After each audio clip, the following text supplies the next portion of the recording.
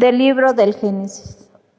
Jacob amaba a José más que a todos sus demás hijos, porque lo había engendrado en la ancianidad. A él le había hecho una túnica de amplias mangas. Sus hermanos, viendo que lo amaba más que a todos ellos, llegaron a odiarlo, al grado de negarle la palabra. Un día en que los hermanos de José llevaron a Siquén los rebaños de su padre Jacob, le dijo a José: tus hermanos apacientan mis rebaños en Siquén, te voy a enviar allá. José fue entonces en busca de sus hermanos y los encontró en Dotán. Ellos lo vieron de lejos y antes de que se les acercara, conspiraron contra él para matarlo. Y se decían unos a otros: ahí viene ese soñador, démosle muerte. Lo arrojaremos en un pozo y diremos que una fiera lo devoró. Vamos a ver de qué le sirven sus sueños. Rubén oyó esto y trató de liberarlo de manos de sus hermanos, diciendo: no le quiten la vida, ni derramen su sangre. Mejor arrójenlo en ese pozo que está en el desierto y no se manchen las manos. Eso lo decía para salvar a José y devolverlo a su padre. Cuando llegó José a donde estaban sus hermanos, estos lo despojaron de su túnica y lo arrojaron a un pozo sin agua. Luego se sentaron a comer. Levantando los ojos, vieron a lo lejos una caravana de ismaelitas que venían de Galaad, con los camellos cargados de especias, resinas, bálsamo y laudano, y se dirigían a Egipto. Judá dijo entonces a sus hermanos: ¿qué ganamos con matar a nuestro hermano y ocultar su muerte? Vendámoslos a los ismaelitas y no mancharemos nuestras manos. Después de todo, es nuestro hermano y de nuestra misma sangre. Y sus hermanos le hicieron caso. Sacaron a José del pozo y se lo vendieron a los mercaderes por 25 monedas de plata. Los mercaderes se llevaron a José a Egipto. Palabra de Dios.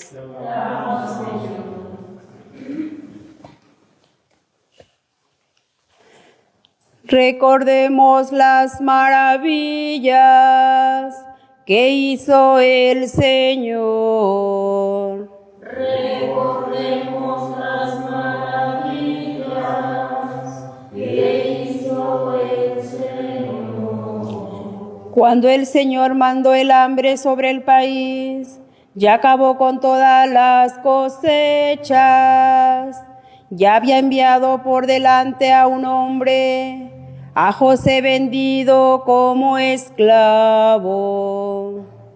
Recordemos las maravillas que hizo el Señor. Le trabaron los pies con grilletes y rodearon su cuerpo con cadenas, hasta que se cumplió su predicción y Dios lo acreditó con su palabra. Recordemos las maravillas que hizo el Señor. El rey mandó que lo soltaran. El jefe de esos pueblos lo libró. Lo nombró administrador de su casa y señor de todas sus posesiones. Recordemos las maravillas que hizo el Señor.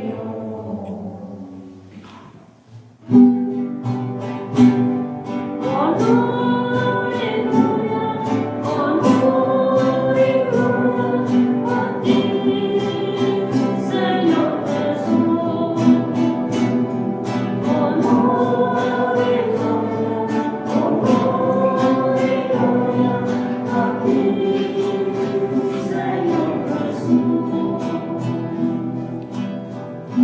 Tanto amó Dios al mundo que le entregó a su Hijo único, para que todo el que crea en Él tenga la vida eterna.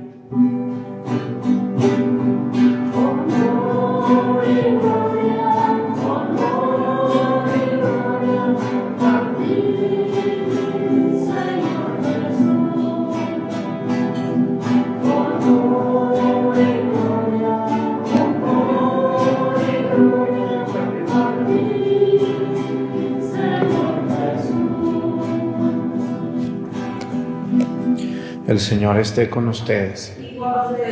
Lectura del Santo Evangelio según San Mateo.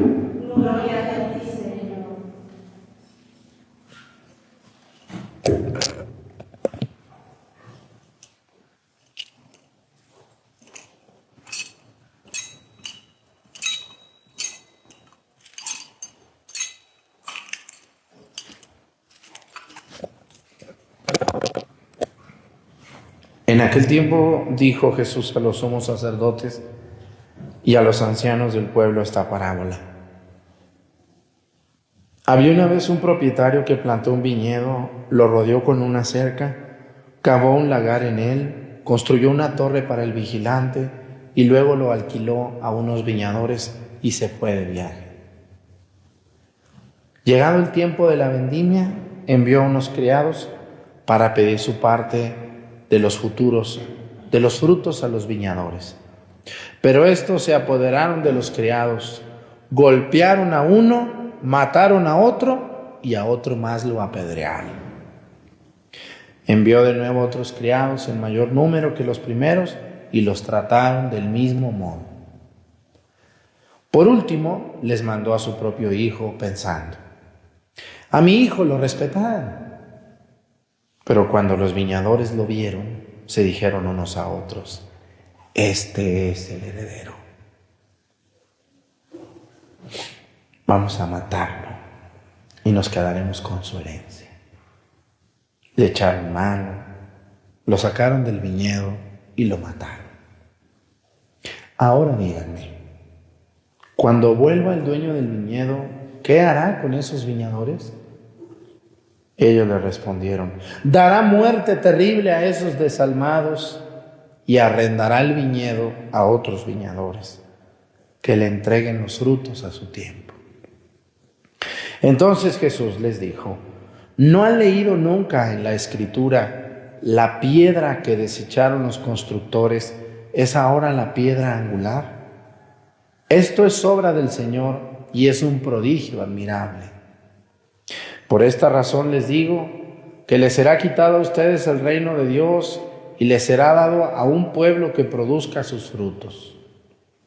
Al oír estas palabras, los sumos sacerdotes y los fariseos comprendieron que Jesús lo decía por ellos y quisieron apedrearlo, pero tuvieron miedo a la multitud, pues era tenido por un profeta. Palabra del Señor. Gloria a ti, Señor. Siéntense un momento, por favor. Siempre es más fácil recibir una herencia que comprarla o que conseguirla. ¿O no será más fácil recibir herencia que trabajar para tener un terreno, una casa, un carro? ¿Verdad que es más fácil recibir una herencia? Bueno, dice el Evangelio, fíjense, el Evangelio, si nosotros vamos al Evangelio, hagan de cuenta que hoy San Mateo nos presenta un resumen de todo el Antiguo Testamento. ¿Qué es el Antiguo Testamento? ¿Por qué se le llama antiguo? Porque hay un nuevo. ¿Cuál es la separación entre el Antiguo y el Nuevo Testamento? Cristo. Vamos a hablar un poquito de la historia de la Biblia. ¿Cómo se escribió la Biblia? Miren, cuando Cristo vino al mundo en el año 0, porque hasta Cristo los años se van a contar para atrás. Año 100 antes de Cristo, año 99, año 98, año 97. Se van a contar antes de Cristo los años para atrás. Hay que tener muy en cuenta que el calendario no era como hoy lo tenemos. Hoy ustedes en su reloj, en un celular, aunque sea el más chafa de los que traemos aquí, hay una cosa que se llama cronómetro. ¿Sí? ¿No han visto el cronómetro? Cronos Cronos en griego quiere decir tiempo, de ahí viene la palabra cronómetro. Cronos, tiempo. Metros, medida del tiempo. El cronómetro mide cuántos segundos se tardó una persona en caminar, en correr, ¿no? Y luego después del cronómetro pues tenemos el calendario que nos mide los días, el reloj nos mide las horas, ¿no? Y el almanaque nos mide los años, ¿verdad? Así es. Entonces, hoy el tiempo está muy medido y tiene que ver con el sol, con la luna, ¿no? Pero antes de Cristo, las mediciones del tiempo, del día, del año, era muy diferente a como lo tenemos hoy. Bueno, entonces, cuando Cristo viene a este mundo, ¿cuáles libros ya existían de la Biblia? ¿Alguien de ustedes se atreve a decirme? Cuando Cristo vino a este mundo, ¿qué libros de la Biblia ya existían y cuáles no? Todo el Antiguo Testamento ya existía, menos un libro que se dice que se escribe mientras Cristo vive, que es el libro de la sabiduría. Pero todo el Antiguo Testamento, Génesis, Éxodo, Levítico, Números, Deuteronomio, Josué, Primera y Segunda de Crónicas, Primera y Segunda de Reyes, Primera y Segunda de Samuel, Primera y Segunda, todos los Eclesiástico, Coelet, Proverbios, los Salmos, Isaías, Jeremías, Oseas, Abdías, Sofonías, Nahum, Miqueas, todos esos ya existían cuando Cristo viene al mundo. De hecho, Cristo cuando va a Nazaret dice que entra a la sinagoga y toma un rollo, el rollo del profeta Isaías, y dice ahí que esta palabra hoy se ha cumplido. Lo que no existe cuando Cristo viene al mundo es, ¿cuál creen ustedes? El Nuevo Testamento. Los evangelios, las cartas de San Pablo y todos los demás no existían hasta que Cristo viene a este mundo. Hoy el Evangelio San Marcos nos presenta, dice, en aquel tiempo, dice, un dueño, una persona compró un huerto, dice, lo sembró y luego se lo rentó a unos viñadores. Dice, y se fue de viaje. Y llegado el tiempo de la cosecha, dice que mandó a unos a que les pidieran cuentas, dice, los agarraron, los amarraron, a uno lo golpearon, a uno lo mataron y a otro lo apedrearon. Y lo dice, pues mandó más. El dueño dice, vengo por los frutos de las viñas que yo les dejé. A ver, ¿quién es ese señor del que habla el Evangelio? Que dice que había un propietario que plantó un viñedo y lo rodeó con una cerca, cavó un lagar en él, o sea, viñas, y luego puso una torre y lo alquiló. A ver, este señor es Dios Padre Todopoderoso, que tomó como reino, que tomó como pueblo suyo un pueblito llamado Israel, y le entregó su pueblo primero a Abraham. ¿Se acuerdan ustedes a Abraham cuando le dijo, Abraham, sal de tu tierra, que yo te mostraré, dice, una tierra de promisión, una tierra que emana leche y miel, vete para allá. Vete con tu esposa Sarita, deja todo allá. ¿En dónde vivía? En Caldea, en Ur de Caldea. Y Abraham se convierte en el padre de todos los pueblos, porque Abraham le cree a Dios y deja su tierra y se va a buscar esa tierra de promisión y Dios se la entrega. Y luego de Abraham se muere y viene su hijo Isaac y luego viene Jacob y luego vienen muchos otros, ¿verdad? Y dice que llegado el tiempo de la promisión, de la cosecha, el dueño envió a unos, dice, a pedir cuentas. En este tiempo, los ya se habían apoderado del reino de Dios unos canijos por ahí, que eran también los sumos sacerdotes, los fariseos, y todas estas personas que se sentían dueños del reino de Dios, que era el pueblo de Israel. ¿Quiénes fueron a estos a los que golpearon? A ver, ¿quiénes son estos a los que Dios mandó a reclamar el reino? Y dice que dijeron, estos vienen a pedirnos cuentas del reino. Aviéntales unas piedras. mata a uno, dice, a otro apedréalo y a otro déjalo herido. ¿Quiénes son? Los profetas. Los profetas llegaron y los profetas le reclamaban a los reyes, le reclamaban a los patriarcas, les decían, el pueblo de Dios es este, ustedes no son los dueños, etcétera, etcétera. Y a todos los profetas, ¿sí sabían ustedes que a todos los profetas los mataron? De hecho, cuando Jesús llega a Jerusalén, Jesús lloró. ¿Cuántas veces llora Jesús en el Evangelio? Ya les he dicho otras veces. ¿Cuántas veces dice el Evangelio que Jesús lloró? ¿Ustedes cuántas veces han llorado en la vida? ¿Muchas o poquitas? Muchas. El Evangelio dice, yo creo que Jesús lloró más veces. Yo creo que cuando murió su papá José también lloró, aunque el Evangelio no narra eso, ¿no? Pero el Evangelio pone a un Jesús adulto que llora 3 veces. Y ustedes saben que los hombres nos hacemos los fuertes siempre, ¿o no es cierto? No nos gusta que nos vean llorando, pero sin embargo los hombres también lloramos. Jesús lloró 3 veces. ¿Quién me dice una vez? A ver, díganme una vez que Jesús lloró. Primero lloró cuando murió Lázaro, su gran amigo Lázaro. El día que a ustedes se les muera un gran amigo que quieren mucho, una gran amiga, van a llorar. Porque los amigos son los hermanos que Dios no nos dio. Todos ustedes tienen algún amigazo, alguna amigaza, ¿no es cierto? Que se la llevan bien, que se quieren, que se apoyan, se echan carrilla. Así es, nuestros amigos. Jesús lloró cuando murió Lázaro. Cuando llegan y le dicen, si hubieras estado aquí, Señor.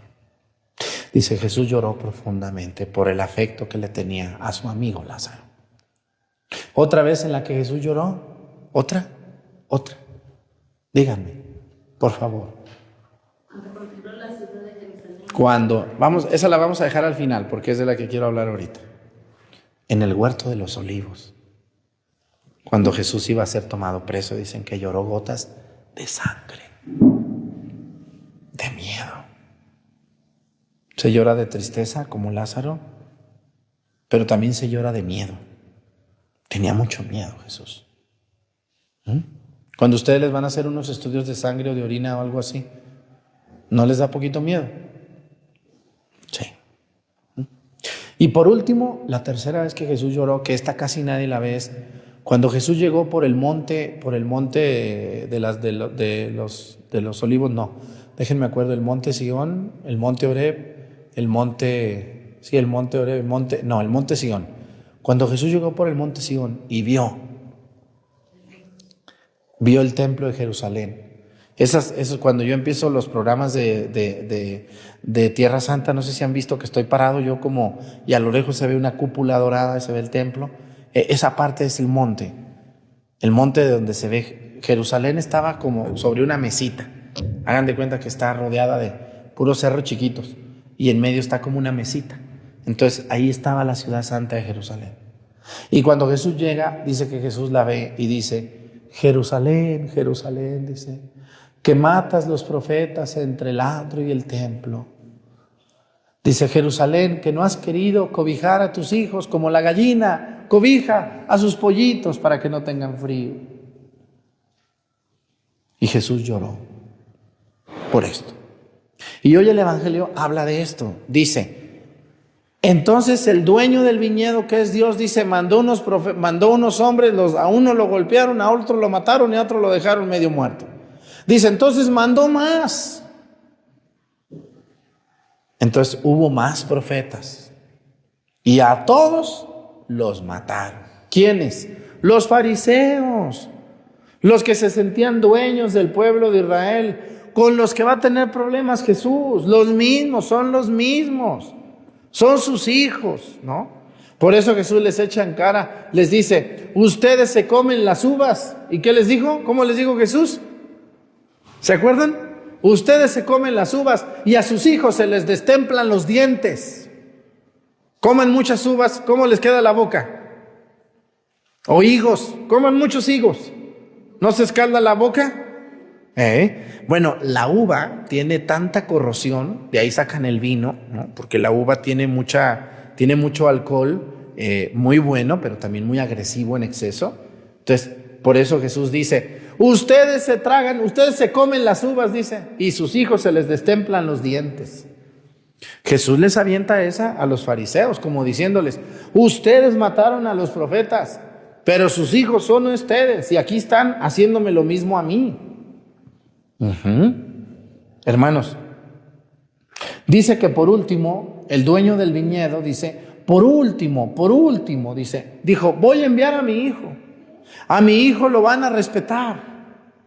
Y entonces el dueño del viñedo, que es Dios Padre Todopoderoso, envía a Jesús, como ya lo sabemos. Y Jesús viene a pedirles el reino.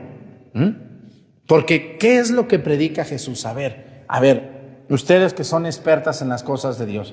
Hay muchos que me ven en la misa y se creen bien salsas acá, que ya se la saben todo. Luego me dicen, yo ya fui a un curso de la escuela de la sabe dónde, yo ya fui a una, ya se creen bien salsas, ¿verdad? Hay unas señoras que ven estas misas y señores, ¿a qué vino Jesús? ¿Qué fue lo que predicó Jesús?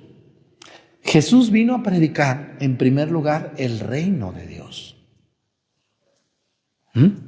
Segundo lugar, la buena nueva,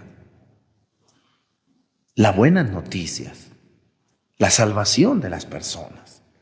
Jesús le vino a dar sentido a la vida de las personas. Y entonces dice que mandó a su hijo. ¿Y qué dijeron los dueños de los que tenían el viñedo que no era de ellos? Porque se lo agarraron. Dice, ya matamos a los primeros que mandaron, a los segundos. Y este es el hijo. Dice, este es el heredero. Vamos a matarlo. Y entonces nos quedamos con todos. Y dice que eso hicieron. El pueblo judío, hermanos, por eso fíjense lo que dice Jesús, dice, la piedra que desecharon los constructores es ahora la piedra angular. A ver, hermanos, en el Antiguo Testamento Dios elige a un pueblo, el pueblo hebreo, que Dios le va a llamar Israel.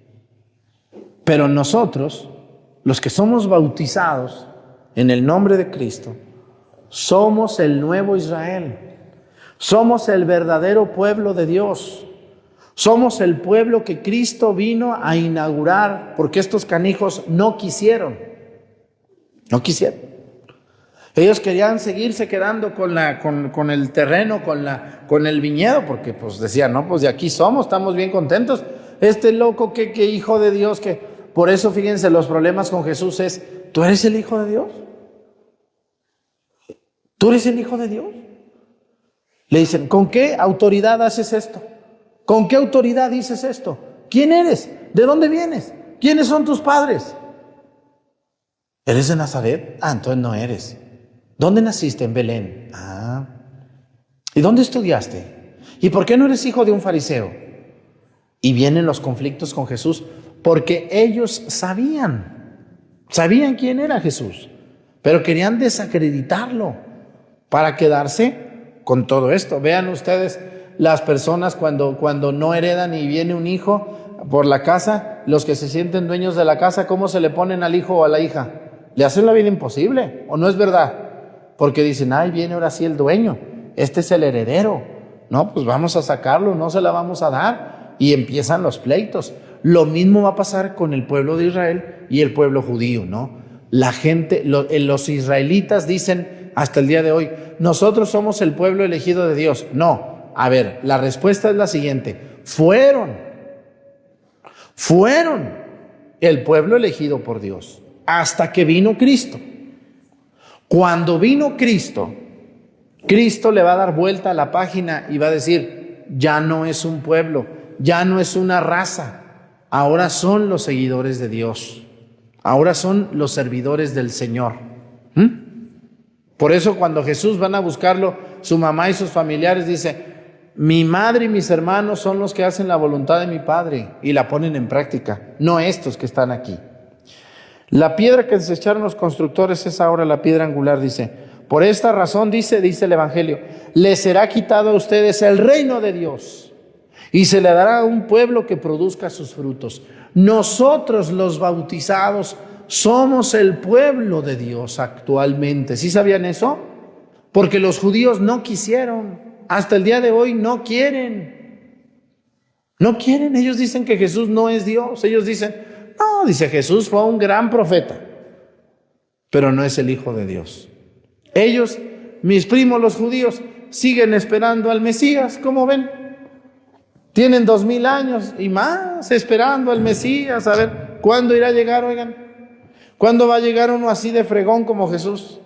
Que curaba enfermos, que resucitaba muertos, que hacía caminar a los tullidos.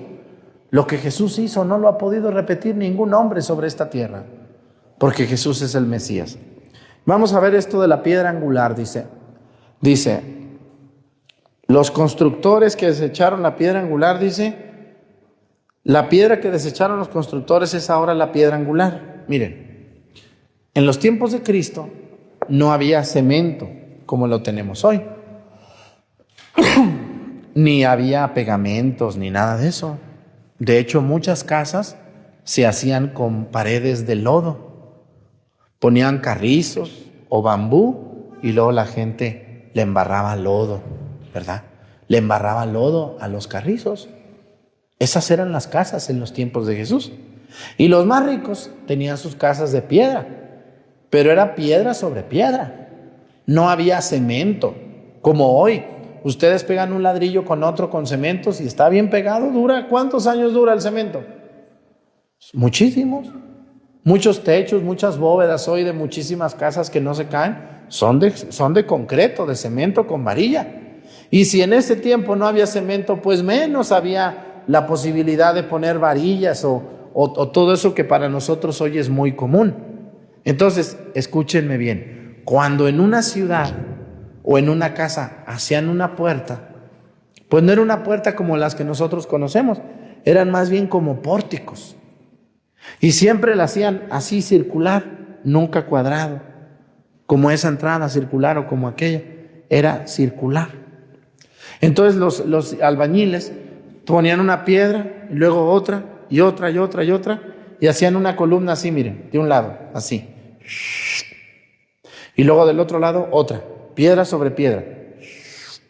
Y las pegaban con algo como cal, que era piedra caliza molida. Y le agregaban huevos de gallina. ¿Sí sabían ustedes eso? A la piedra caliza, la molida, le aventaban huevos de pollo, de lo que pudieran, y la revolvían. Y luego la calentaban. Y con eso pegaban una piedra sobre otra. ¿Se imaginan cuántos huevos se ocupaban? Pero era su manera de construir. Pero luego el problema era la puerta así. ¿Cómo le vamos a hacer para el arquito? Pues las piedritas una sobre otra, pues el albañil ahí va como quiera, las pone bonitas. Dicen, ¿va a querer la barda encarada, padre, o ahí como sea? No, le digo, dale cara a la piedra, dale cara. Entonces el albañil tiene que buscarle cara a la pared, a la piedra, ¿no es cierto? Y dejarla pues más o menos ahí media chula, ¿verdad? Que no se vea tan guandajona como el albañil igual que él, ¿verdad? Bueno, pues ándale que ya está la piedra. Ya tenemos las columnas. Ahora ¿cómo le hacemos para hacer el arquito de arriba de la puerta? ¿Cómo le hacemos? Ahí está el detalle, dijo Cantinflas. Ahí está el detalle. Entonces los albañiles cortaban las piedras en triángulos, así, con una punta, y le abrían así, ¿no? Y luego otra. Eran como rebanadas de un pastel. ¿Sí han visto las señoras? Yo no sé por qué siempre del centro hacen puras rebanadas en triángulos. ¿Sí han visto? Nunca hacen cuadrados, en triángulos así, con la punta de un lado y lo ancho atrás. Bueno, así eran las piedras. Entonces, de arriba se iban haciendo así, como el pastel. El asunto es que al llegar en medio, ahí está el detalle, compadre. Aquí se ocupa una piedra que sostenga la presión. Y esa era la piedra angular. La piedra más importante que unía las rebanadas del pastel, las columnas, y que hacía que no se cayera la barda. Y el buen albañil era el que sabía poner la piedra angular, la piedra del medio, la piedra más importante. Por eso dice Jesús, ustedes, dice, tiraron la piedra, dice, desecharon la piedra, dice, y esa piedra hoy es la piedra angular. ¿Quién es esa piedra? Cristo. Los judíos mataron a Cristo, lo corrieron, no lo quisieron, lo despreciaron. Le dijeron, no, ¿cuál tú, hijo de Dios? Ni que, no, vámonos, vete de aquí. La piedra la tiraron. Y esa era la piedra que sostiene hoy la iglesia. Cristo es la piedra angular, que no tiene nada que ver con Pedro, esa es otra piedra. ¿Correcto? Entonces, ¿ya me entendieron de dónde viene la piedra angular? Es la del medio, es la que sostiene el arco. Y no había cemento, pero de esa manera, con el peso, era la piedra que cargaba todo el peso, pero engranaba en las otras como un triángulo encajado y no se caía y no se movía. Temblara, lloviera, lo que fuera, si el albañil sabía ponerla milimétricamente, no se caía. Y vean ustedes las casas antiguas que tienen unos arcos, siempre en medio hay una piedra importante que está en medio, que es la que sostiene el ángulo del arco, que hace que no se caiga el arco. Cualquier lugar que vayan ustedes muy antiguo en México incluso, van a ver muchos arcos en conventos de monjas antiguas, todo, con una piedra angular deteniendo todo. Cristo es la piedra angular, que nuestros hermanos los judíos no quisieron. Que Dios nos ayude a todos. Pónganse de pie.